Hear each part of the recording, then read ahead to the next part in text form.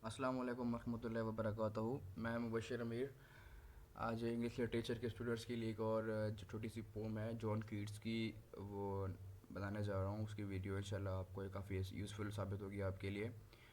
अच्छा, ये जो पोम है इसका जो टाइटल है वो है जी an ode to Grecian urn. मतलब कि ऑर्ज का जो मतलब है वो एक यूँ समझे कि छोटा सा गाना होता है जो किसी चीज़ की तारीफ़ में लिखा जाता है। जिस तरह जॉन कीट्स ने लिखा, जॉन कीट्स जाते हैं एक लंदन के म्यूज़ियम में, वहाँ पे उनको एक ये अर्न दिखाई देता है, एक ग्रीशियन अर्न। तो उनको अच्छा लगता है, वो काफ़ी इम्प्रेस होते हैं उसके आर्ट से, उसकी खूबसूरती से। जो जॉन कीट्स हैं तो उसकी खूबसूरती में, उसकी तारीफ़ में यूँ समझें वो एक पोम लिख डालते हैं। आपको पता होगा कि जो होते हैं ना शायर हजरात, वो आम इंसान से उनका इंटेलेक्चुअल लेवल थोड़ा मतलब फ़र्क होता है, थोड़ा नहीं बहुत ज़्यादा फ़र्क होता है। जो जिस चीज़ को वो अपने एंगल से देखते हैं उस एंगल से हम नहीं देख सकते। जो उनका पर्सपेक्टिव है, जो उनका एंगल है किसी चीज़ को परखने का, ऑब्ज़र्व करने का, वो आम इंसान से मतलब उसमें काफ़ी फ़र्क होता है। और ये जो अर्न है इसको भी उन्होंने मतलब कि अपने पर्सपेक्टिव से देखा तो अच्छी लगी, तो उन्होंने इसके तारीफ़ में जो है वो एक पोम लिख डाली। इस पोएम को पढ़ने से पहले हम देखते हैं इसकी जो फ़ोटो है अर्न की, वो कैसे होती है। देखिए, ये एक अर्न है जिसके ऊपर तो कुछ फ़ोटो बनाए गए हैं उन्होंने, जो इसका बनाने वाला था, जो इसका मेकर था। तो इस तरह के एक अर्न को देखते हैं जॉन कीट्स। तो आए देखते हैं उसके बारे, इस अर्न के बारे जॉन कीट्स ने क्या क्या लिखा है।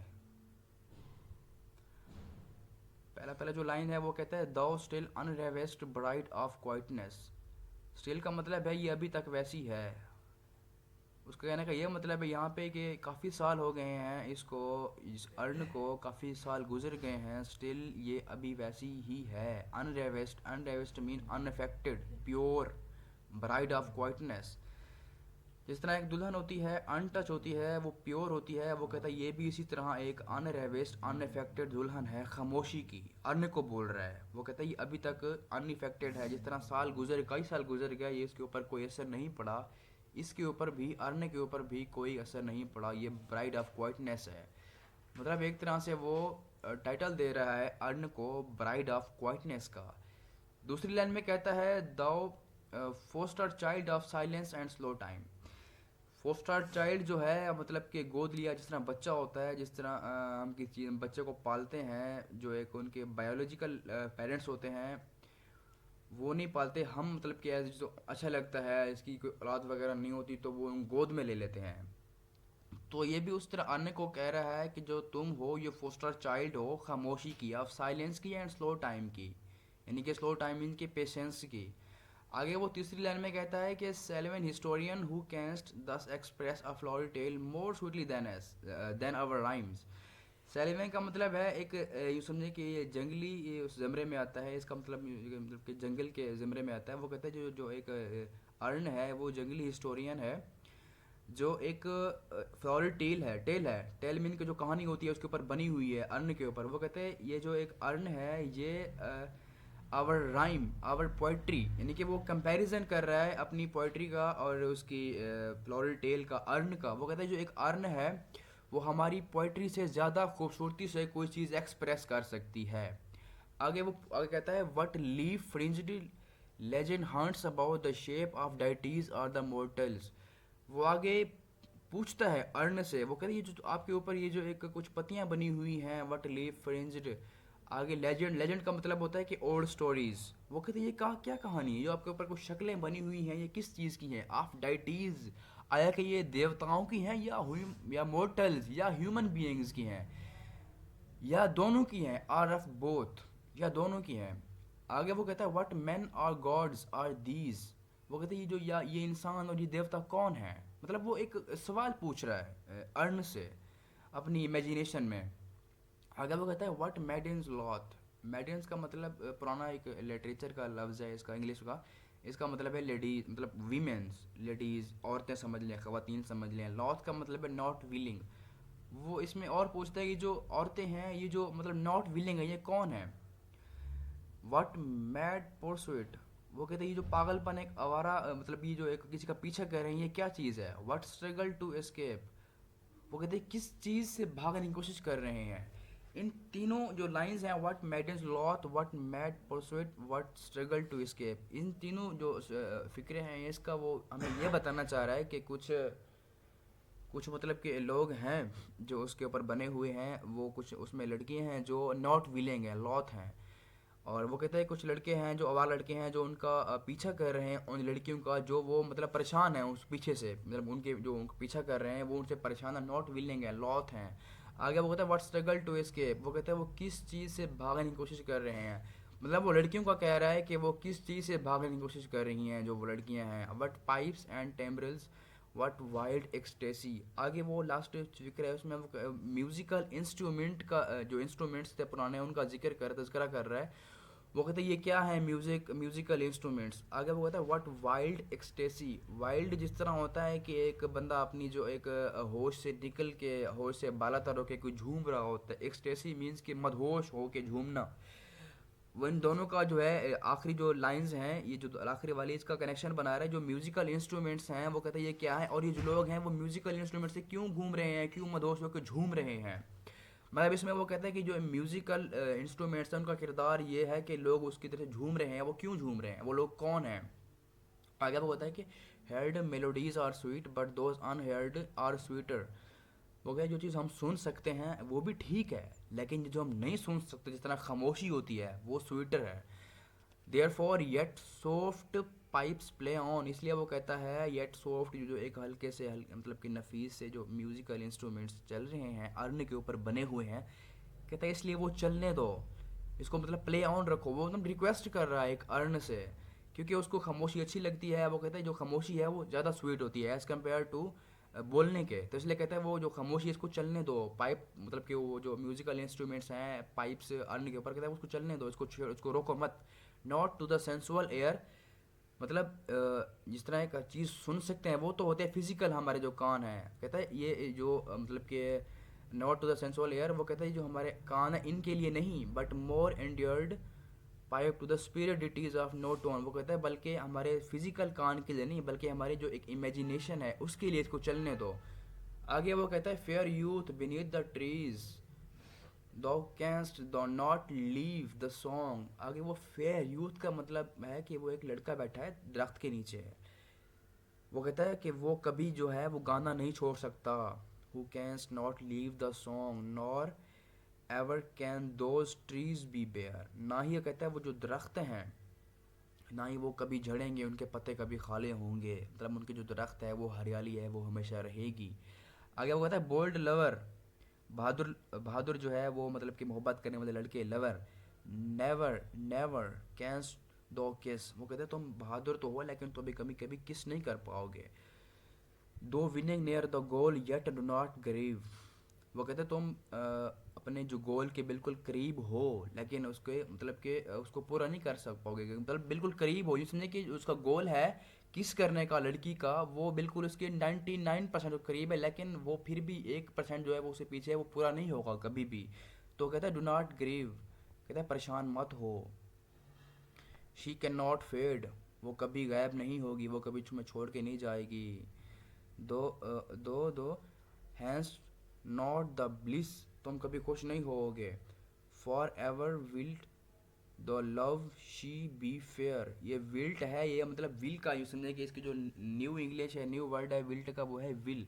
For ever wilt you live, तुम्हारा जो मोहब्बत है तुम्हारा जो प्यार है वो हमेशा रहेगा। एंड शी बी फेयर, इसका मतलब है she would be fair for ever, मतलब वो हमेशा खूबसूरत ही रहेगी।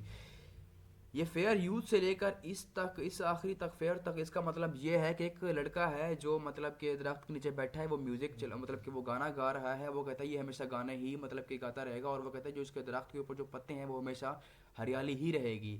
आगे वो एक लड़के का कहता है जो मतलब कि लड़की को बिल्कुल किस करने वाला है, मतलब कि वो एक फोटो जो बनी हुई है अरने के ऊपर वो उससे मुखातिब है। कहता है बहादुर लड़के तुम बेशक उसको किस करने वाले हो लेकिन तुम इसे किस नहीं कर पाओगे, क्यों नहीं कर पाओगे, क्योंकि वो एक फोटो है, वो एक मंजमद है, वो फ्रोजन है, वो हमेशा ऐसे ही रहेगी।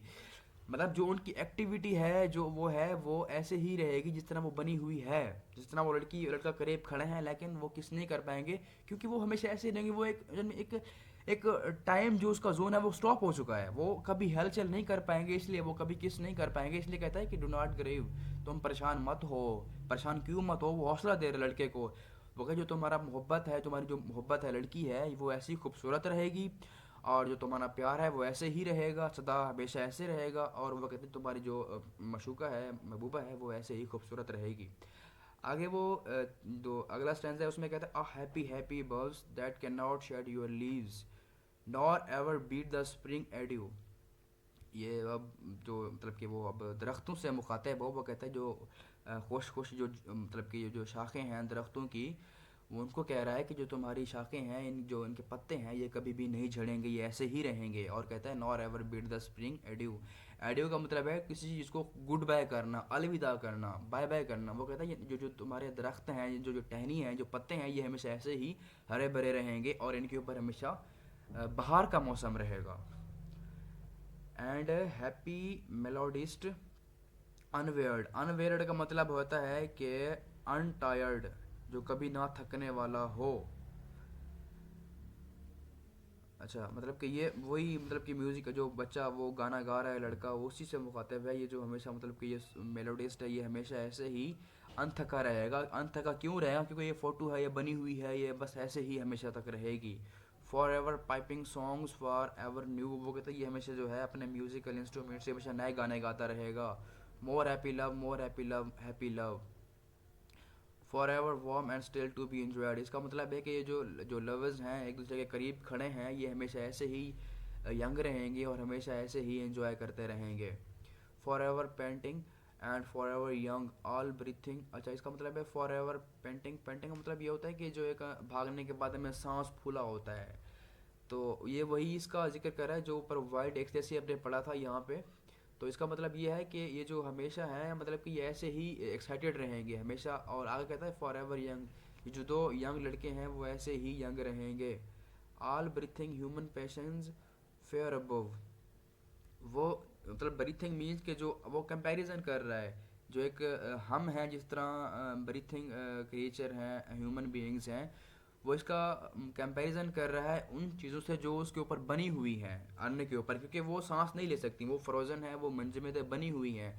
वो कहता है वो इनसे फेयर अबव है, ये काफ़ी मतलब बेहतर है, इनसे काफ़ी दूर है, इनका जो इनका जो रोल है। That leaves a heart high, sorrowful and cloyed, a burning forehead and a parching tongue. तो वो जो सोचता है वो कंपैरिजन कर रहा है एक अर्ण के ऊपर बनी हुई चीज़ों का और एक फिजिकली ह्यूमन बीइंग जिस तरह हम हैं, कंपैरिजन कर रहा है। तो वो जो कंपैरिजन करता है वो कहते हैं हम तो हैं, ये तो मतलब कि हम इस तरह नहीं रह सकते। फेयर अबव जो मुकाबला कर रहा है, all breathing human patience fair above, वो इसमें ये कहना चाहता है कि ये जो हम हैं तो हम बूढ़े हो जाएंगे ना, हमारा टाइम जो है वो स्टॉप नहीं हो सकता, ये चलता रहेगा। आज हम यंग हैं, कल बूढ़े हो जाएंगे, कल को मर जाएंगे। तो वो कहता है ये जो अर्न के ऊपर चीज़ें बनी हुई हैं, जो पैशन बने हुए, ये हमेशा ऐसे ही रहेंगे। That leaves a heart high sorrowful and collide. वो कहते हैं ये जो चीज़ है, जो जॉन किट्स कहते हैं, वो चीज़ जो वो कहना चाहते हैं कि ये जो चीज़ हमें मतलब कि वो कहता है जो हम मर जाएंगे, हम बूढ़े हो जाएंगे, हमारा टाइम चल रहा है, स्टॉप नहीं हो सकता। वो कहता है ये जो चीज़ अब सोचता हूँ मैं और कंपैरिजन करता हूँ अपना और अर्न के ऊपर चीज़ों का बनी हुई चीज़ों का, तो वो कहते हैं मुझे तकलीफ़ होती है, मुझे बड़ा दुख होता है दिल में। A burning forehead and a parching tongue. तो बर्निंग फोरहेड जितना होता है कि तपा हुआ जो एक माथा होता है, एंड पार्चिंग टंग मतलब कि थर्स्टी टंग। तो वो मतलब कि वो कहता है जो हमारा एक माथा है वो तप जाता है, और जो मेरी ज़ुबान है वो मतलब कि प्यासी हो जाती है जब मैं सोचता हूँ। मतलब एक तो मुझे दुख होता है मेरे दिल को कि भाई हम जो हमारा जो टाइम है वो कभी नहीं रुकेगा, जिस तरह उसके ऊपर टाइम रुका हुआ है, फ्रोज़न किया हुआ है अर्न के ऊपर, इस तरह हम कभी भी इस तरह नहीं रह सकेंगे। जो हम हैं बूढ़े हो जाएंगे। तो वो कहते हैं जब सोचते हैं हम कि हम बूढ़े हो जाएंगे, हम मर जाएंगे, हमारा जो वक्त है एक तरह का नहीं रहेगा, फॉरएवर इस तरह का नहीं रहेगा, तो वो कहते हैं मेरे जो माथा है तप जाता है और मेरी जो ज़ुबान है वो प्यासी हो जाती है। असल में जो तीन स्टैंज़ा जो हमने पढ़े हैं इसके ऊपर, इसमें वो इमोर्टैलिटी को कंपैरिजन कर रहा है, मोर्टेलिटी मतलब कि मोर्टैलिटी और इमोर्टैलिटी का कंपैरिजन कर रहा है। इस तरह हम ह्यूमन बीइंग्स हैं, हम हैं फिजिकली हैं, वो कहता है हम जो हैं ये एक दिन हम मर जाएंगे, हम अभी हम बच्चे हैं, कल को यंग होंगे, फिर ओल्ड होंगे, फिर मतलब बूढ़े हो जाएंगे। लेकिन वो कहते हैं ये जो इधर जो चीज़ें बनी हुई हैं ये हमेशा ऐसे ही रहेंगी, और ऐसी ही रहेंगी। जब मैं सोचता हूँ तो मुझे तकलीफ़ होती है।